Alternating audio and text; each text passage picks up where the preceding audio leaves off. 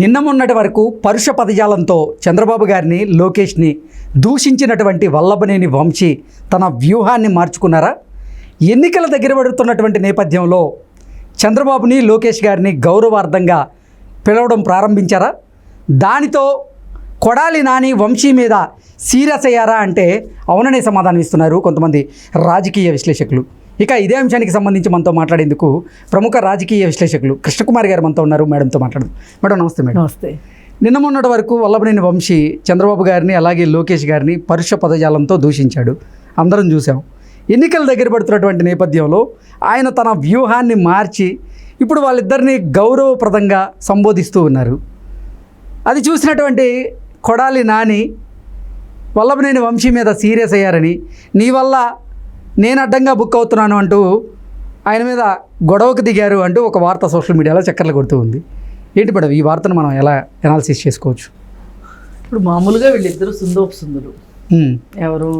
కొడాలి నాని, వల్లభనేని వంశీ. వీళ్ళిద్దరూ ఒక పథకం ప్రకారం, ఒక రిహార్సల్ లాగా ఇద్దరు చంద్రబాబు నాయుడు, లోకేష్, అమాబత్ బ్యాచ్ మీద తిట్ల వర్షం కురిపించడం మొదలెట్టారు. అక్కడ జగన్మోహన్ రెడ్డి తప్పు ఉందని తెలిసిన, ఇక్కడ తప్పు లేదని తెలిసిన వాళ్ళ స్క్రిప్ట్ ప్రకారం, తాడేపల్లి స్క్రిప్ట్ ప్రకారం వెళ్తూ ఉన్నారు. ఒక సురభి నాటకాన్ని రక్తి కట్టిస్తూ ఉన్నారు. ఈ మధ్యలో ఏం జరుగుతుంది అంటే, రిహార్సల్ వేసుకున్న దాని ప్రకారం నాటకంలో ఒకళ్ళు ఒక పాత్ర పోషించలేదనుకోండి సరిగా, దానికి కనెక్టింగ్ పీపుల్ ఉంటారు కదా, మిగతా వాళ్ళు ఉంటారు కదా. ఇప్పుడు వాళ్ళు డైలాగ్ మర్చిపోతే వీళ్ళు కూడా డైలాగ్ మర్చిపోతారు. నాటకాల్లో జరిగేది అదే. అందుకే కంబైన్డ్గా రిహార్సల్స్ చేయించేది అందుకు. సినిమా కాదు కదా. సినిమా అనుకోండి, ఈ టేక్ కాదు ఇంకో టేకు, ఈ టేక్ కాదు ఇంకో టేకు అనుకోవచ్చు. నాటకాల్లో కుదరదు అట్లా.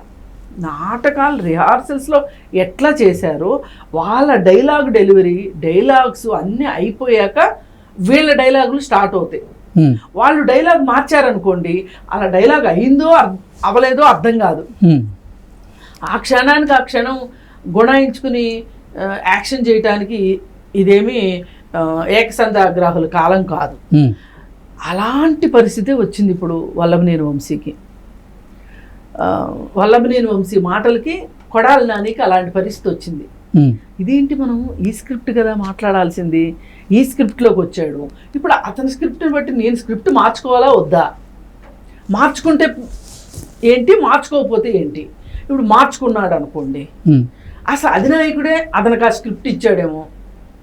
నేను స్క్రిప్ట్ మార్చుకున్నాను అనుకో, అధినాయకుడి దగ్గర నుంచి పడతాయి కదా నాకు మొట్టికాయలు అనే భయంలో ఇవాళ కొడాలి నాని ప్రశ్నార్థకం అయిపోయాడు. అయోమయంగా అయిపోయింది. బహుశా వల్లభనేని వంశీ నేను అనుకోవడం, ఎలక్షన్ల దగ్గరకు వచ్చేస్తున్నాయి, ప్రజల్లో ఈ పాటికే ఒక రకమైన ఒక వ్యతిరేక భావన వచ్చేసింది వల్లభనేని వంశీ అన్న, కొడాలి నాని అన్న. కాకపోతే వల్లభనేని వంశీకి ఎంతో కొంత కొడాలి నాని కన్నా కొంచెం సున్నితమైన చర్మం ఉంది. కొడాలి నాని అంత మొద్దుబారిపోయిన చర్మం కాదు. ఓకే. దాంతో వల్లభనేని వంశీకి తత్వం బోధపడి, మనం ఇలా పెద్ద చిన్న లేకుండా మాట్లాడితే ప్రజలు మనల్ని గౌరవించరేమో. ఇప్పటి వరకు జరిగింది ఒక లెక్క, ఎప్పటి నుంచి ఒక లెక్క, ఎట్లయినా ఓట్లు వేయించుకోవాలి. కొంచెం మళ్ళీ నేను ఒక అమాయక చక్రవర్తిలాగా ఫేస్ పెట్టి ప్రజలు నన్ను లెక్కించుకుంటారేమో అనే ఒక ఉద్దేశంలోకి వల్లభనేని వంశీ వచ్చేసాడు. ఓకే. ఇప్పుడు గెలవలేదనుకోండి, అటు జగన్మోహన్ రెడ్డి దగ్గర నుంచి మాట వస్తుంది, ఇటు రాజకీయ భవిష్యత్తు ఉండదు. వల్లభనేని వంశీ కానీ, కొడాలి నాని కానీ ఇవే ఆఖరి ఎన్నికలు. రోజాకు కానీ, ఎవరైతే తెలుగుదేశంలో నుంచి ఆ పార్టీలోకి వెళ్ళిన బ్యాచ్ ఉన్నారో ఆ బ్యాచ్కి ఇవి ఆఖరి ఎన్నికలు.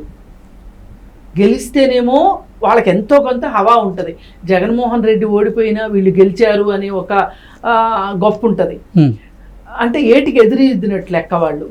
కానీ ఓడిపోయారనుకోండి, జగన్మోహన్ రెడ్డి లాగానే వీళ్ళని కూడా బంగాళాఖాతంలో కలిపేస్తారు రాష్ట్ర ప్రజలు. అందుకే భయపడుతున్నాడు వల్లభనేని వంశీ. ఎంత అవునన్నా కాదన్నా కొడాలి నాని కన్నా వల్లభనేని వంశీ తెలివైనవాడు. అతని తెలివితేటలతో అతను ఆలోచించడం మొదలెట్టాడు. ఇప్పటిదాకా తాడేపల్లి స్క్రిప్ట్, ఇప్పుడు తన సొంత స్క్రిప్ట్. ఇంత దాకా వచ్చాక ఇంకేం చేస్తాడు జగన్మోహన్ రెడ్డి? ఏం చేయలేడు కదా.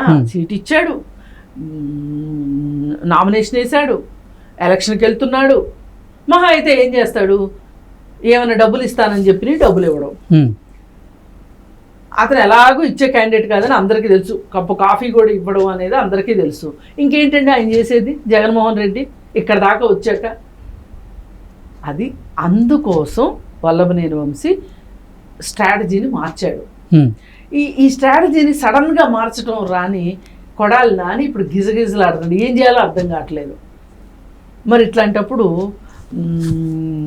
అప్పులోళ్ళు ఫోన్ చేసినప్పుడు ఫోను సిగ్నల్స్ బాగుండి మాటలు వినిపిస్తున్నా వినపడినట్టుగా హలో హలో హలో హలో అంటుంటాం మనం. ఎందుకంటే వాళ్ళని అవాయిడ్ చేయడం కోసం. ఇప్పుడు బహుశా వల్లభనేని వంశీ కూడా అదే పని చేస్తున్నాడు.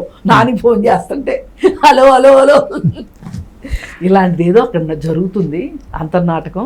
అందుకని ఎలక్షన్స్ అనేసరికి ఎవరి స్ట్రాటజీలు వాళ్ళకుంటాయి, ఎవరి గోల వాళ్ళది, ఎవరి అంటే ఇప్పటికే ఈ గన్నవరం అసెంబ్లీ నియోజకవర్గంలో ఓడిపోతాను అని వల్లభనేని వంశీ భావించారు. అందుకే స్ట్రాటజీని మార్చి పరుష పదజాలంతో కాకుండా గౌరవార్థకంగా ప్రత్యర్థులను పిలిచి ప్రజల్లో మన్నలను పొందాలి అనేటువంటి ప్రయత్నం చేస్తున్నారు అంటూ కొన్ని వార్తలు వస్తున్నాయి. ఇప్పుడు అతనికి అర్థమైపోయింది, ఇన్నాళ్ళు ప్లేట్ ఫిరాయించితే కుదరదు, అటు తెలుగుదేశంలోకి వెళ్ళలేడు, వెళ్ళి అక్కడ పోటీ చేయలేడు, వెళ్ళినా వాళ్ళు సీట్ ఇవ్వరు, ఇక్కడేమో ఎక్కువ తక్కువ మాట్లాడితే ఈ క్యాండిడేట్ సీట్ ఇవ్వడు, నేను అటు ఇటు కాకుండా అయిపోతాను అని అనుకున్నాడు.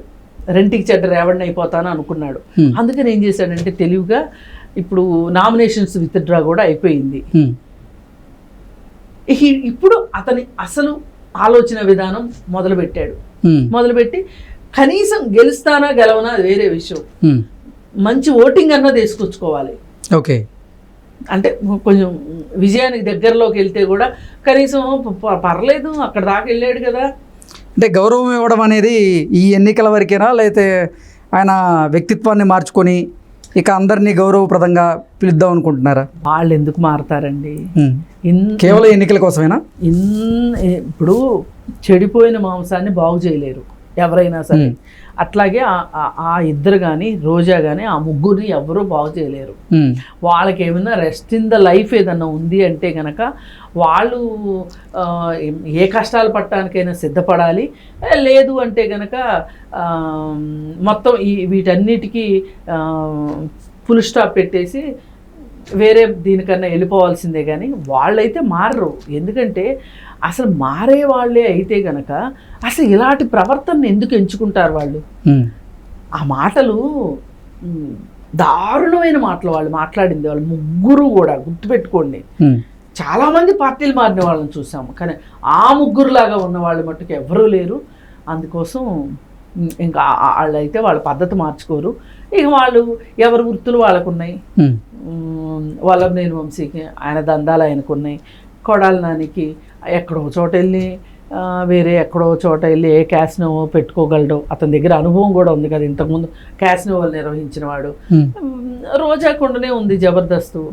ఇంకేంటి, వాళ్ళు గెలిస్తే ఏంటి, గెలవకపోతే ఏంటి? గెలిచారా జాక్పాటు, గెలవలేదా వాళ్ళ పనులు వాళ్ళు చేసుకుంటారు. Okay okay madam, thank you.